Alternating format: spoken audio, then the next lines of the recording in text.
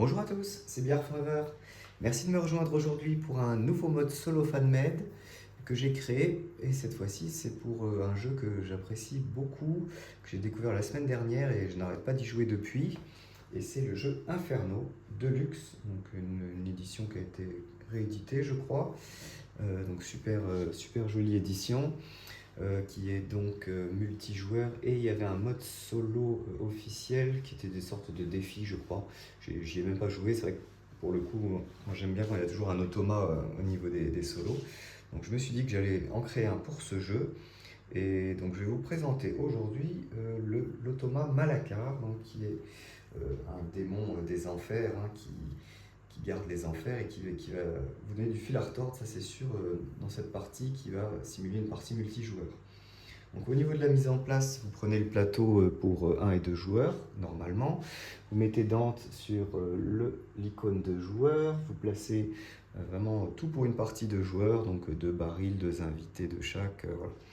Exactement pareil. Au niveau de l'automa, donc ici en blanc pour Malakar, lui, vous lui donnez son plateau également, et il va prendre une carte d'apprentissage pour démarrer la partie à chaque fois. Donc lui, il aura toujours une carte d'apprentissage. Donc vous lui mettez ses ressources correspondantes, ses florins, ses drachmes, ses ouvriers, ses nobles de départ, son étage, il a toujours un étage de départ avec voilà, donc les invités, les barils, tout ce qu'il faut dessus. Il va également avoir ses 2 crânes de départ, donc sur les pistes correspondantes à la carte.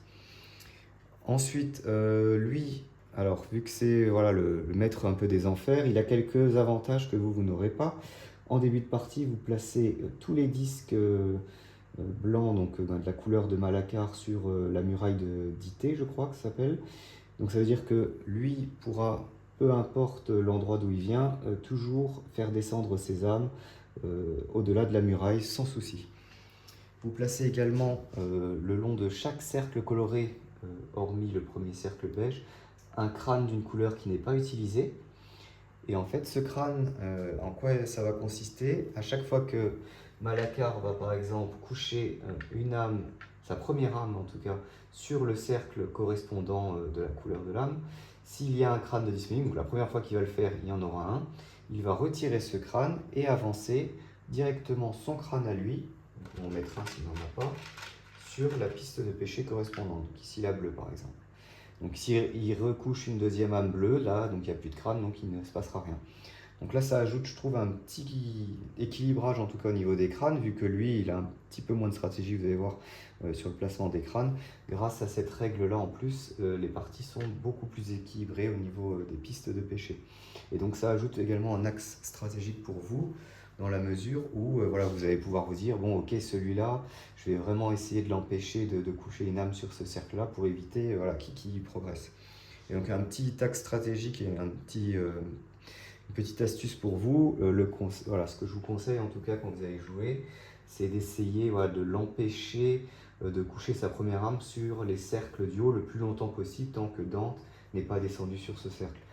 Tant que du coup, une fois que Dante sera descendu sur le cercle, s'il n'a toujours pas couché d'âme sur ce cercle, au moins il avancera plus tard voilà, sur la piste correspondante, et donc vous avez plus de chances d'obtenir des parchemins par rapport à lui. Là, voilà, c'est un petit conseil que je vous donne, vous verrez au niveau des parties, donc c'est assez tendu hein, au niveau des parchemins, donc il va falloir vraiment faire preuve de stratégie. Ensuite, au niveau du deck de Malakar, lui, vous lui mettez son deck de 17 cartes, face cachée que vous mélangez, vous lui mettez, et donc il y a 2 modes possibles donc pour la mise en place du joueur. Soit vous jouez en mode normal, donc vous prenez une carte d'apprentissage également, vous montez sur les pistes, vous donnez vos ressources, voilà, exactement pareil. Soit vous jouez en mode difficile, et dans ce cas-là, vous prenez une carte famille. Et donc si vous prenez une carte famille, donc vous prenez toujours les ressources correspondantes qui sont moindres qu'une carte d'apprentissage, donc déjà ça augmente la difficulté au niveau du placement de départ. Mais en plus, Malakar va du coup augmenter sur 2 pistes supplémentaires. Donc par exemple ici, le turquoise et le brun. Donc le brun était déjà 1, il passe à 2. Et le turquoise, il va passer à 1. Donc déjà, vous n'avez aucun crâne, et lui, il en a déjà 3 et 4 avancés, quoi, on va dire, sur les pistes. Donc ça rajoute vraiment encore une difficulté supplémentaire. Donc si on joue sinon en mode normal, il aura Voilà, on va partir sur le mode normal pour l'instant. Bon, moi je ne place pas mes ressources de départ, mais voilà, vous avez compris l'idée. Donc, comment ça se passe au niveau d'un tour de l'automa? Donc vous êtes toujours le premier joueur à jouer. Donc vous faites votre tour habituellement. Donc là par exemple on va dire je commence, donc je paye mon drachme, je place on va dire une première âme, je sais pas, par exemple la bleue, je la place ici, voilà. Donc là c'est à Malaker de jouer, donc qu'est-ce qu'il fait? Il retourne toujours sa première carte du dessus du deck en premier. Et il va regarder, donc au niveau de la phase des enfers déjà, il va y avoir 4 possibilités. La première, c'est est-ce qu'il peut utiliser une âme qui est déjà levée, donc qui est déjà en enfer, et est-ce qu'il peut la descendre sur sa couleur? Imaginons le bleu par exemple était là, ou alors il y avait, je sais pas, un orange là, un bleu ici, on va dire. Dans ce cas-là, oui, il peut descendre cette âme bleue, donc il va le faire. S'il a plusieurs possibilités, il essaye de trouver une âme qui est levée, qui est le plus bas possible, qui est encore levée. Et il va la descendre sur sa couleur. Donc ici, la orange est la plus basse, mais elle ne peut pas descendre sur l'orange. Donc il remonte, et là, le bleu, hop, peut descendre sur le bleu. Imaginons maintenant, je ne sais pas, qui a une autre âme. Bon, voilà, en gros, si vous avez plusieurs âmes, on va dire bleues par exemple, qui peuvent descendre, si je me mets encore une fois là, quelque chose comme ça, donc celle-ci est couchée par exemple, la bleue est ici. Donc là, il a 2 possibilités pour descendre une âme qui est située sur le cercle le plus bas sur sa couleur. Peu importe la couleur, hein, j'ai mis bleu, mais imaginons je mets une autre couleur, on va dire la bleue est ici. Et on a voilà, la jaune ici, ça je pense c'est pas mal. Donc là vous avez 2 âmes, donc la jaune peut descendre hein, à travers ici, vu que lui il n'a pas besoin d'avoir de disque pour passer, il a déjà ses disques. Donc il peut descendre l'âme jaune ici, sur le cercle jaune, et l'âme bleue sur le cercle bleu. Donc les deux sont situés le plus bas possible, et là il a 2 choix. Donc il ne va pas forcément choisir celle qui rapporte le plus de points, c'est le petit côté un peu aléatoire quand même dans le mode de jeu. Il va regarder sa carte solo. Donc dans ce cas-là, ces 2 âmes, laquelle est la plus prioritaire pour descendre? Donc on regarde de haut en bas, de gauche à droite, donc bleu, violet, jaune, gris, ensuite orange, vert, brun et cyan. Donc ici la bleue est avant la jaune, donc la bleue est en priorité, donc il va descendre la bleue sur le symbole. Du coup, il a 2 possibilités, soit la clé, soit je vais appeler ça la roue. Je n'ai pas le nom des quartiers, j'oublie à chaque fois hein, les noms italiens de Florence, donc on va dire la clé et la roue. Donc on regarde ensuite au niveau de la ligne des écussons, des quartiers de Florence, lequel est prioritaire sur sa carte. Donc la clé est bien avant la roue, donc il va se mettre sur la clé et il se couche ici. Alors la première fois que je vous ai dit hein, qu'il se couche sur un cercle, il va gagner. Du coup, il va enlever le crâne de la ligne et il va avancer sur la piste correspondante. Il marque également les points d'infamie, donc normalement, donc là 3 points, voilà, donc il n'y a pas de différence à ce niveau-là. Et il va réaliser toujours, pareil, l'action liée à l'écusson sur lequel il est arrivé. Donc là, il arrive sur les clés. Donc il a 2 possibilités au niveau de la face de Florence, 2 endroits, donc soit l'emplacement spécial, donc un peu arrondi, soit l'emplacement en accès libre, hein, donc les carrés. Donc sur sa carte, là, c'est indiqué un emplacement carré. Si je continue, voilà, bon, sur d'autres cartes, il y a une chance sur 2, hein, qu'il y a un emplacement en accès libre, un emplacement spécial. Donc ici, c'est le carré. Donc qu'est-ce qu'il va faire? Il va du coup aller sur un emplacement carré. Donc il prend un de ses bonhommes et il va faire cet emplacement.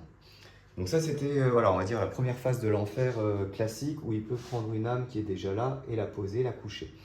Deuxième possibilité au niveau de la phase des enfers, est-ce que, donc s'il ne peut pas, on va dire, faire descendre une âme directement sur sa couleur, je ne sais pas, par exemple il est comme ça, voilà.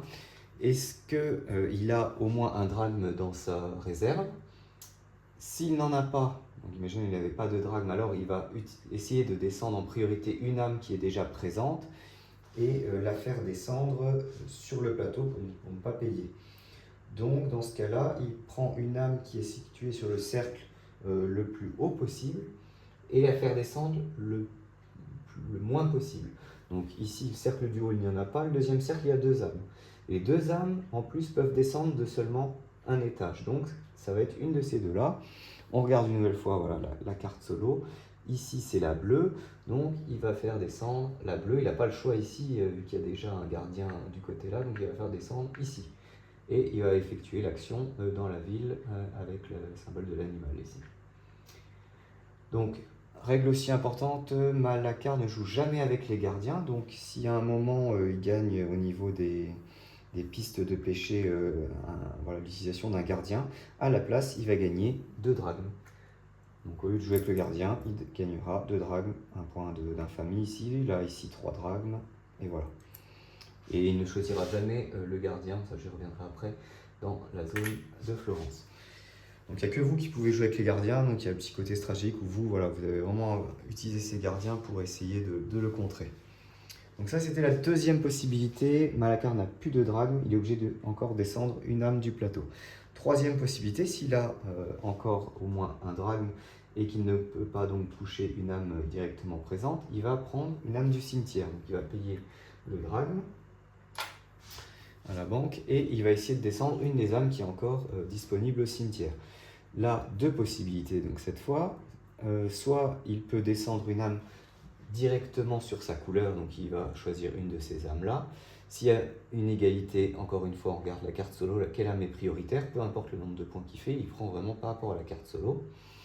Si jamais il ne peut pas descendre une âme sur sa couleur, comme c'est le cas ici, par exemple, une verte, une jaune, il peut aller que dans le beige, il ne peut pas traverser, il va descendre une des 2 âmes. Donc ici, on regarde la carte solo, le jaune est prioritaire sur le vert, donc il va descendre le jaune en payant un drachme, et il va le descendre sur un écusson. Là, alors comme vous voyez pour le premier cercle, les écussons sont voilà, en double, voire en triple des fois, donc il va avoir plusieurs choix possibles. Et dans ce cas-là, il va vouloir descendre sur le premier écusson disponible ici, qui est la clé, et celui situé le plus à gauche, si la flèche est à gauche, et le plus à droite, si la flèche était à droite. Donc là, le plus à gauche, avec les clés, on part d'ici, hop, c'est ici. Donc il va se mettre sur cette zone-là. Et la dernière, c'est la dernière possibilité, voilà, donc il va du coup avoir 4 possibilités de placement en enfer. La première, il peut descendre une âme directement sur sa couleur. La deuxième, il ne peut pas descendre une âme sur sa couleur, mais il n'a plus de drachme. La troisième, il prend une âme du cimetière qui descend sur sa couleur en payant un drachme, ou alors il paye un drachme et descend une âme sur le cercle le plus haut, donc du coup, l'écusson en question sur le cercle le plus haut possible. Voilà, s'il n'a pas de drachme, du coup, qui ne veut pas descendre d'âme directement, qui n'a pas de drachme pour traverser, dans ce cas-là, il va effectuer quand même l'option du cimetière en payant un drachme, et il va déplacer une âme du cimetière qu'il puisse la placer ou non. Voilà. Donc il va faire un emprunt avec son bateau, ici, il va descendre, il perd les points normalement en fin de partie, il récupère les 2 drachmes, et ainsi de suite. Voilà.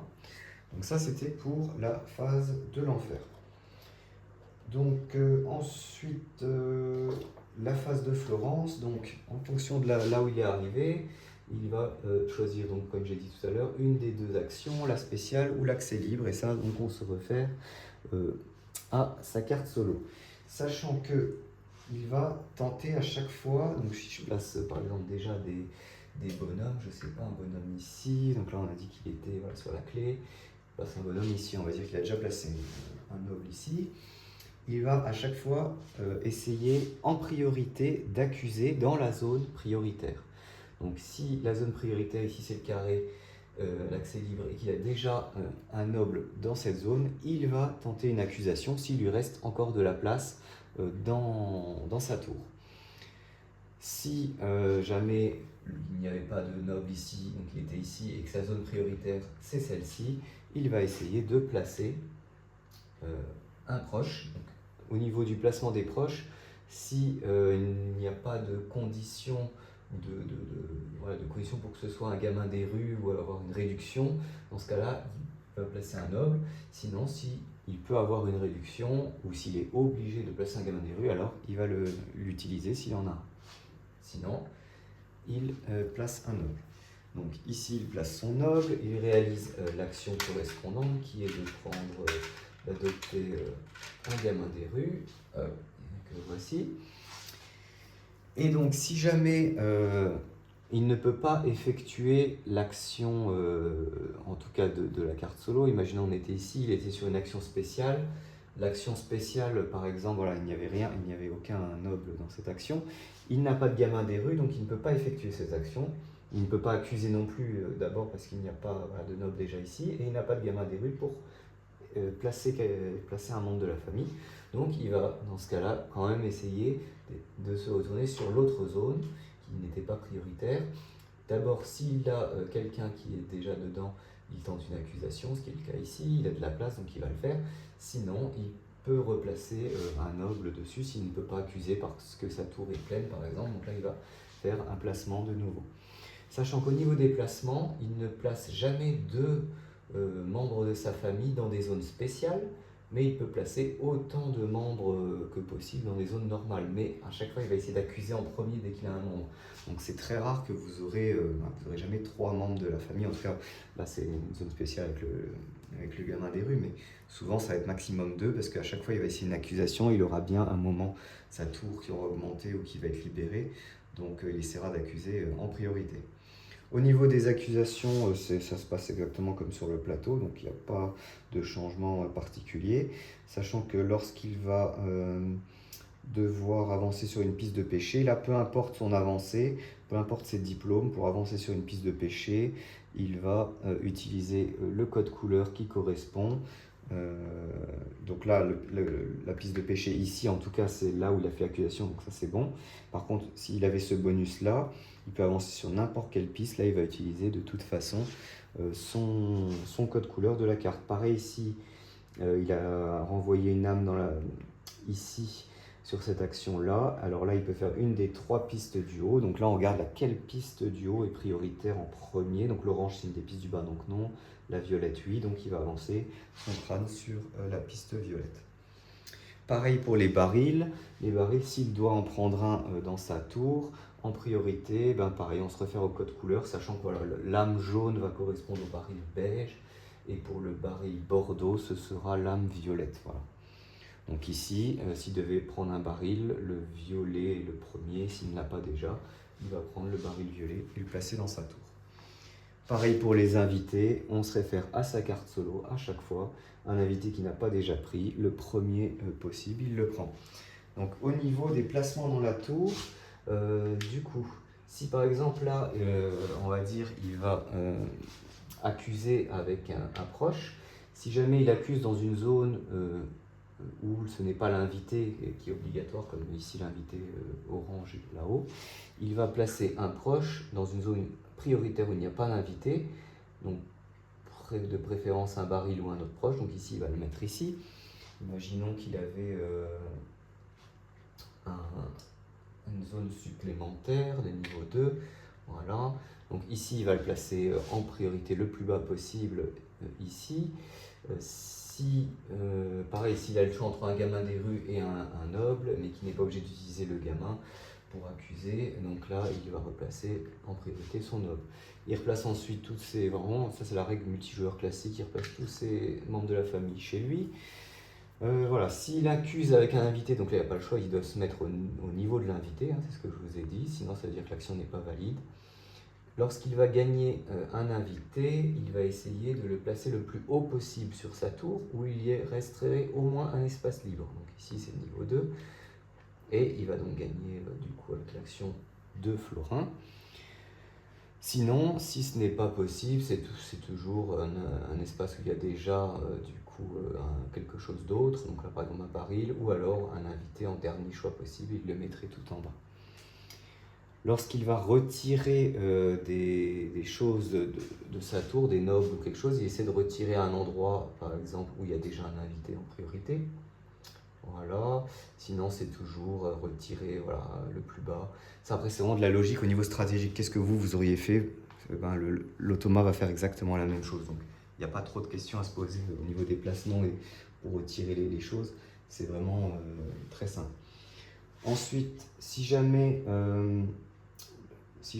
Malacar ne peut réaliser aucune action, donc ni accusation dans un des 2 lieux, ni une action dans un des 2 lieux, alors il effectue un conseil de famille, mais ceci il le fait toujours gratuitement, donc il ne perd pas de point d'infamie lorsqu'il fait un conseil de famille, alors que vous allez en perdre. Lui, il le fait sans rien perdre, parce que voilà, c'est le maître des enfers, il a toujours des petits avantages comme ça. Et donc dans son conseil de famille, en priorité, il va essayer de retirer un proche de sa tour en priorité. Pareil, donc là, retirer, c'est toujours là où il y a un invité en priorité si possible. Il retire le proche et il le met dans sa maison. Si jamais il n'a aucun proche à retirer, qu'il doit faire quand même un conseil de famille, alors il va retirer un proche de la zone où il était en train d'effectuer, il a essayé d'effectuer une action mais qu'il n'a rien pu faire. Donc ici c'était les clés, donc il va retirer son gamin des rues. Imaginons il n'avait aucun proche du tout ici, qui ne peut pas remplacer parce qu'il en a placé déjà ailleurs. Il doit faire l'action des clés, donc il n'a aucun proche à placer, il ne peut pas faire d'accusation.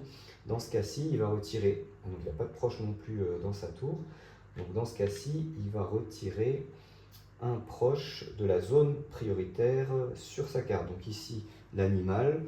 Donc est-ce qu'il a un proche ici? Oui. De quelle zone il va enlever? De la zone spéciale. Donc il retire ici et il le remet là. Donc c'est souvent avec sa carte solo, on peut vraiment résoudre, on peut tout le temps résoudre les égalités. Donc c'est vraiment assez facile. Donc voilà, le conseil de famille, il ne paye pas pour l'effectuer si jamais il n'a pas le choix. Ensuite, donc vous continuez à jouer comme ça, à alterner les tours. Donc au niveau des différentes actions, je vais vous les résumer. Au niveau de la botte de foin, donc, qui est ici, Malacar, tant qu'il n'a pas adopté tous ses gamins des rues, il va pouvoir effectuer cette action. Donc c'est une action valide, il n'y a pas de limite tant qu'il a des gamins à adopter. Au niveau du banquet qui est ici en vert, tant que Malacar n'a pas construit tous les étages de sa tour, si cette action est prioritaire, il va l'effectuer. La banque qui est là-haut, cette action est toujours valide, donc Malacar peut toujours l'effectuer, il n'y a pas de condition dans laquelle il ne l'effectuerait pas. Voilà, s'il n'a pas déjà, s'il ne doit pas faire une accusation, voilà, s'il n'y a personne dedans, en tout cas il va retourner, si sa tour est pleine, si on lui dit à chaque fois de retourner là, et voilà, il peut le faire. Au niveau de la cour en bas, si Malacar a au moins un proche à replacer dans sa tour, alors cette action est valide. S'il n'a aucun proche, il va essayer d'aller plutôt sur l'action spéciale. Au niveau du bûcher, Malacar donc effectue les actions d'échange. Donc il échange ses florins contre ses drachmes et il va toujours essayer d'échanger une quantité donc minimale de 1 florin pour un drachme et maximale correspondant à la flèche. Si la flèche sur sa carte solo est à droite, il essaie d'échanger le maximum de florins possible. Si la flèche est à gauche, alors c'est seulement 1 florin contre un drachme, s'il le peut, hein. S'il n'en a pas, il ne le fait pas. Donc ici par exemple, la flèche est à droite, c'est le bûcher. Imaginons qu'il n'avait que 2 florins, il va essayer d'échanger le maximum de florins possible, jusqu'à 3. Ici il n'en a que 2, donc il va faire 2 pour 2. Il en a 3, il fait 3 pour 3. Voilà. Ensuite, il va faire sur cette action donc, du bûcher, donc cet échange, il va faire donc les 10 qu'il n'en a pas besoin parce qu'il a déjà les 4, donc il fait toujours l'avancée de Phlégueton. Et pour ceci, il va suivre le Phlégueton, que je ne me trompe pas. Donc il dépasse toujours une piste voilà, où il a au moins un de ses diplômes. Donc imaginons, il a un diplôme, par exemple, ici et un ici. Donc là, on va dire un ici, il va déplacer une piste où il a un de ses diplômes en priorité. S'il y a plusieurs possibilités, il va essayer de déplacer une piste où son crâne est le plus avancé. Donc par exemple, si ici il avait un crâne 2, ici il n'en a pas, il va essayer d'avancer du coup cette piste-là. Et sinon, il va utiliser une piste où son crâne est au moins au même niveau que le nôtre. Voilà. Mais voilà, il a au moins déjà un crâne. Et s'il y a une égalité parmi tout cela, eh ben, il prend la couleur correspondant en priorité, tout de nouveau, sur sa carte solo. Voilà. Du coup, ensuite, qu'est-ce qu'il reste à vous dire? Oui, les cartes tromperie. Donc, au début de la partie, il va recevoir 2 cartes tromperie, comme nous, hein, la plupart du temps, je crois, qu'il laisse face cachée. Donc, on ne les découvrira qu'à la fin de la partie. Elles ne seront jamais montrées. Sauf à la fin de la partie. Donc si jamais il doit jouer des cartes tromperie, il va toujours essayer de jouer une carte à condition qu'il ait déjà au moins un baril de placé. On va dire que là, s'il n'a pas de baril placé dans sa zone ici de baril, il ne joue jamais de carte tromperie. S'il y en a au moins un de placé, donc ici par exemple le gris, il va essayer de regarder en priorité, est-ce que dans le marché, il a un baril gris en récompense instantanée, en effet instantané. Ici, ce n'est pas le cas. Donc, même s'il y en a un en fin de partie, celui-là, il ne s'en soucie pas, il veut un baril qui correspond au moins à un de ces barils en récompense instantanée. S'il y en a eu plusieurs possibilités possibles parmi là, il regarde une nouvelle fois la flèche et il prend la carte la plus à droite ou la plus à gauche en fonction de sa flèche. Ici, il n'y en a pas.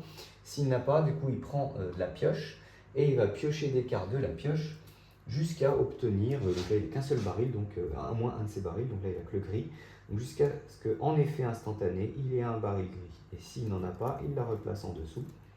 Voilà, donc là, il n'y en a pas, c'est bleu, bleu, jusqu'à ce qu'il y ait un gris. Donc des fois, ça peut prendre un peu de temps, mais voilà, forcément une carte qui va marcher. Voilà, donc là, il a le gris. Donc, il va prendre cette carte-là, sachant qu'il ne paye que les coûts, donc c'est où qu'on a joué une carte tromperie, ici, il va payer les 2 drames, lui, mais il ne paye pas le surcoût en prenant une carte du marché ou de la pioche. Contrairement à nous, si on ne joue pas une carte de notre main, on doit payer un surcoût de 1 drame, mais lui, il ne paye pas ce surcoût. Donc le gris, il va prendre toujours la première récompense possible sur les deux, peu importe son avancée, tout ça. Donc ici, c'est monter sur le bleu, donc il va monter son crâne sur la piste bleue. Et il va placer donc sa carte, comme nous, comme ceci. Et en fin de partie, par contre, il lui faudra quand même le baril pour scorer le reste. Donc ça, c'était l'action, par exemple, voilà, du bûcher. Je suis un peu parti sur les cartes tromperie, mais voilà. Du coup, il va faire en dernière action, donc il ne joue jamais avec les gardiens, donc il va essayer de faire la rivière Styx. Donc s'il a 2 drachmes au moins, il va payer ses 2 drachmes pour coucher une âme. S'il y en a plusieurs possibles, une nouvelle fois, il regarde la priorité de sa carte solo, il essaie de coucher le plus d'âmes possible. Donc, si jamais il y a une égalité, on regarde la carte solo, sinon on choisit l'âme qui reste. Donc il couche cette âme, il avance sur les 4 comme je vous ai dit, il suit la carte solo. S'il doit avancer sur les 2, il va suivre la carte solo pour le premier et pour le deuxième, pareil. Voilà. Ensuite, l'autre zone que je ne vous ai pas expliqué, après le bûcher, la muraille, donc en haut, en orange. Il effectue les actions d'échange, pareil, donc comme je vous ai dit, c'est le même principe. Il déplace le tonneau donc, de sa zone vers ici. Pareil, s'il a plusieurs tonneaux, on regarde lequel est prioritaire sur la couleur. Et il joue une carte tromperie, donc voilà, comme je vous ai dit, si possible, donc s'il a au moins 2 drachmes. Pour le marché, donc c'est en haut ici en gris. Tant que Malaka n'a pas stocké tous ses tonneaux dans sa tour, cette action reste valide, à condition qu'il ait donc au moins un espace libre voilà, pour stocker le tonneau. Et pour le palais enfin, idem, tant qu'il n'a pas placé tous ses invités dans sa tour, cette action reste valide, à condition qu'il ait au moins un espace libre dans sa tour. Donc là, c'était pour toutes les actions. Je pense que voilà, j'ai fait le tour et après, je vais vous faire une partie complète de toute façon pour vraiment mieux comprendre. C'est vrai que là, ça fait beaucoup d'infos, mais au final, c'est vraiment comme le multijoueur. Et voilà, ces actions sont assez simples. Il y a souvent la carte solo qui départage les égalités, donc il n'y a pas trop de questions à se poser. Et lors de la fin de la partie, donc qui est déclenchée pareil, lorsque Dante arrive sur le dernier parchemin, le dernier diplôme. Donc là, ce que va faire Malakar, il va placer, il va prendre d'abord donc lors de la phase, donc c'est laquelle phase où il place ses cartes tromperie, voilà, c'est la toute première, hein, donc décompte des cartes tromperie. Il va d'abord prendre ces 2 cartes qu'on n'avait pas vues, il va les révéler une après l'autre et il va essayer d'effectuer l'effet instantané et l'effet de fin de partie. Donc d'abord l'effet instantané, donc ici il y a un tonneau gris, donc il va le faire, il va avancer sur la première possible, il va mettre sa carte ici. Pareil pour celle-ci c'est un tonneau rouge, il ne l'a pas, donc il ne fait pas l'effet instantané. Et ensuite, il va faire les effets de fin de partie dans l'ordre. Donc le rouge, il n'a pas, le beige, il n'a pas, et le beige, de nouveau, il n'a pas. Donc là, on n'a rien fait. Mais voilà, donc c'est la seule petite chose, un peu, il y a un peu comme vous, il y a du suspense, il y a des cartes que les adversaires ne voient pas pendant la partie, vos cartes que vous allez pouvoir jouer. Sauf que lui, voilà, à la fin, il peut faire, s'il ne les a pas jouées durant la partie, il peut quand même faire les deux effets d'un coup. Voilà, donc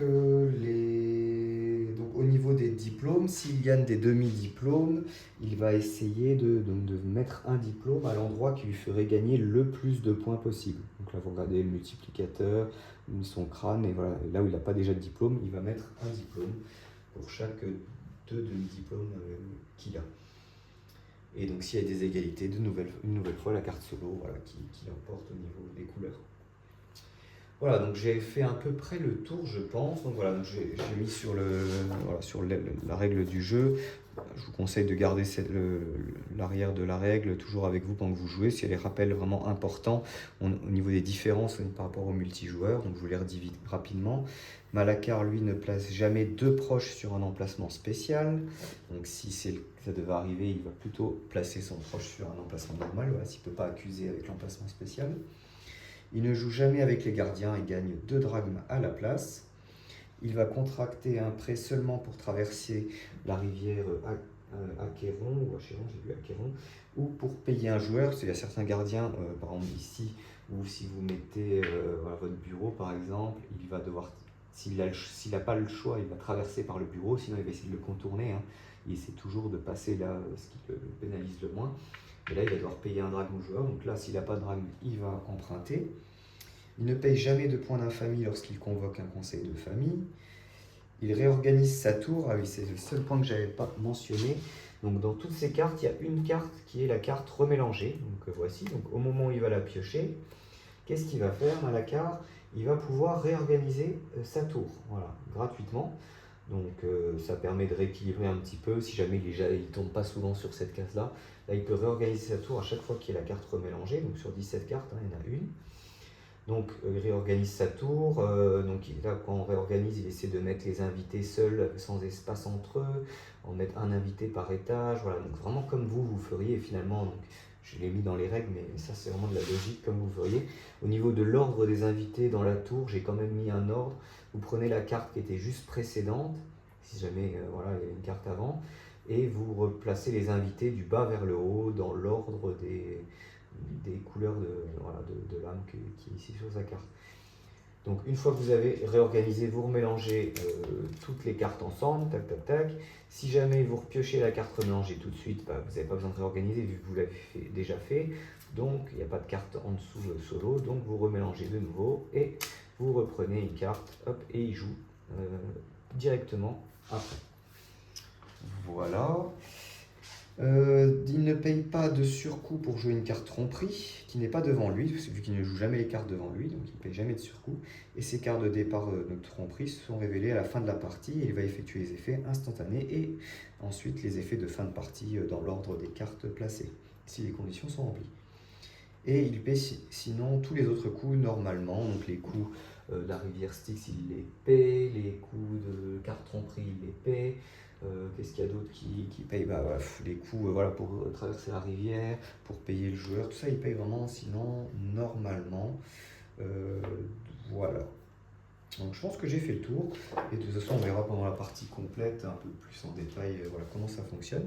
Mais voilà, j'espère que ce solo va vous plaire, donc n'hésitez pas à vous abonner à ma chaîne et puis voilà, je vais le mettre en ligne très prochainement et le partager avec vous.